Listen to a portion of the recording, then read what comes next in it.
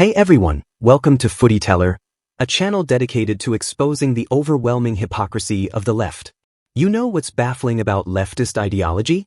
Their unwavering dedication to big government and bloated bureaucracies blinds them completely. Any rational individual, when faced with failure, especially one that's consuming massive amounts of money, would eventually step back and acknowledge that something isn't working. At some point, logic dictates that a change in direction is necessary. That seems like a natural response, right? But for leftists and government officials, no failure is ever truly considered a failure. No matter how disastrous the outcomes, they refuse to admit that a particular policy, department, or program is ineffective. Instead, their solution is always the same: more funding, more programs, more government expansion. They simply cannot scale back or admit when something isn't working, and that's the real issue with big government liberalism. It operates like a virus, continuously growing and consuming more resources. It's time to confront a conversation the left desperately tries to avoid. The harsh reality is that the Department of Education has been a colossal failure. The American education system is collapsing at historic levels, and the best course of action, as Donald Trump suggests, is to dismantle and rebuild it from the ground up. Throwing more money at a failing system while expecting different results is the very definition of insanity. To put things into perspective, let's examine what exactly the Democrats are so aggressively defending. A shocking new report reveals that in 30 different public schools across Illinois, not a single student is reading at grade level. These schools are relatively well-funded, yet the number of students achieving basic literacy remains at zero. Some of these institutions have as many as 500 students, yet none of them meet the minimum reading standards. This isn't just a case of one struggling school in a disadvantaged neighborhood. This is widespread, systemic failure on an unprecedented scale. These schools aren't merely underperforming, they are actively failing the students who are forced to attend them. And the most critical point? This is exactly what Democrats are fighting to preserve. Students are being set up for lifelong struggles because they lack basic reading skills. This is not just negligence, it's educational malpractice at its worst. And who is responsible for overseeing these failing institutions? The Democrats, along with the massive, left-wing government entity known as the Department of Education. This crisis isn't exclusive to Illinois, it's happening nationwide. Literacy rates are plummeting, test scores are in free fall, and yet the federal government continues to pour more money into this broken system. Instead of addressing the root issues, Democrats insist that the solution is even more funding, despite overwhelming evidence that their approach is failing. I want to ask you about the Department of Education. States, as everyone I think knows, provide the majority of the funding and oversight for your local schools. But Kentucky, when we looked at the numbers, gets the fourth most federal education funding per student of any state in this country. You have over 900 schools that have these Title I programs, which are low-income schools who need that federal subsidy to continue to operate. How are schools going to get that money if the president closes the education department?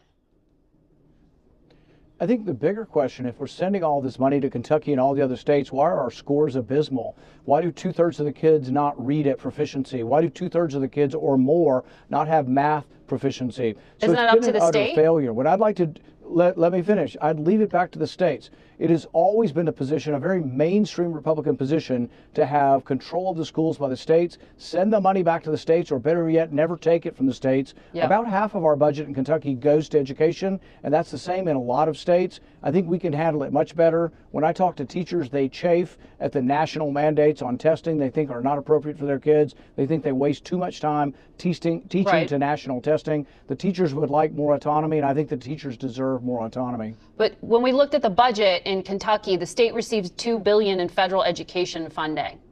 Do you have a guarantee that the federal government, federal taxpayers will still provide $2 billion in education funding? That seems important to your state. I'd rather, well, no, what I'd rather is a guarantee that my kids can read and write and do math. The amount of dollars, look, the number of dollars has gone up exponentially and our scores have gone the other way. The same tired argument every time: more funding, more money. But let's be completely honest here. Funding is not the issue. For decades, the Department of Education's budget has exploded, reaching hundreds of billions of dollars, yet test scores continue to decline, and proficiency levels are at an all-time low. Meanwhile, other nations with smaller economies and fewer resources are outperforming the U.S. in education. Clearly, The problem isn't a lack of funding, it's the system itself. The United States spends more per student than nearly every other developed country, yet American students rank embarrassingly low in math, science, and reading.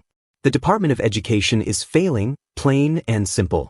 And ironically enough, even CNN's Dana Bash unintentionally admitted as much while attempting to argue the opposite. I think, to put it mildly, education could be better in America. Absolutely. But you also just admitted, and it's just fact, that most of the funding, most of all of the curriculum, and everything that goes into educating our students happens on a local level. So I'm not quite sure how eliminating the Department of Education is going to make those test scores go up. Dana Bash argues that most education funding, curriculum decisions, and student instruction happen at the local level. She then questions how eliminating the Department of Education would improve test scores. But think about it, Dana. If education is primarily handled locally, why do federal bureaucrats in Washington need to drain money from the states? The reality is simple. The Department of Education is unnecessary. It doesn't contribute to better results, it just creates more obstacles. As Linda McMahon rightly pointed out, it's simply in the way. And what we saw with our scores recently with the NAEP, which is our country's report card, I mean, it's unacceptable where education is in our country today. And so the Department of Education does not educate one child. It does not establish any curriculum in any states. It doesn't hire teachers. It doesn't establish programs. What it is more of a pass-through of funding, which is appropriated by Congress, by the way. And so we want to make sure that that funding continues in the departments where it needs to be, but at the same time, give states the opportunities to be innovative and creative with their teaching. Linda McMahon pointed out that the Department of Education doesn't directly educate a single child. It simply acts as a middleman for funding. In other words, it's just another bloated bureaucracy existing to justify itself. But if you listen to Democrats, they make it seem like the country couldn't possibly function without it. Across social media, leftists are spreading claims that crucial disability programs and student aid will vanish, painting Republicans as villains trying to strip vital resources from the most vulnerable students. But as Linda McMahon made clear, that's simply not the plan.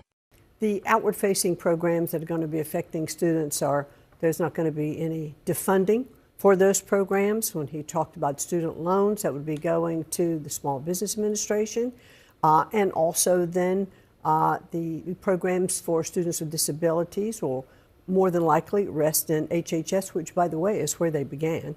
I think we're looking at putting things in different departments where they can operate very efficiently as we look at how we can shut down the Department of Education. Do they not operate efficiently now? Not as well as they should be. As Linda McMahon explained, student loans would be managed by another department, and disability programs would return to their original agencies. Nothing is being cut, just reassigned to more appropriate places. In my view, it's clear what's happening. Leftists are stuck in denial, convinced that the answer to every issue is more government, more spending, and more bureaucracy. Meanwhile, the other side is actually looking at results, acknowledging failures, and saying, "This isn't working, we need to rethink the system." When 30 schools in a single state produce such disastrous results, where not a single student is reading at grade level, that should be a wake-up call.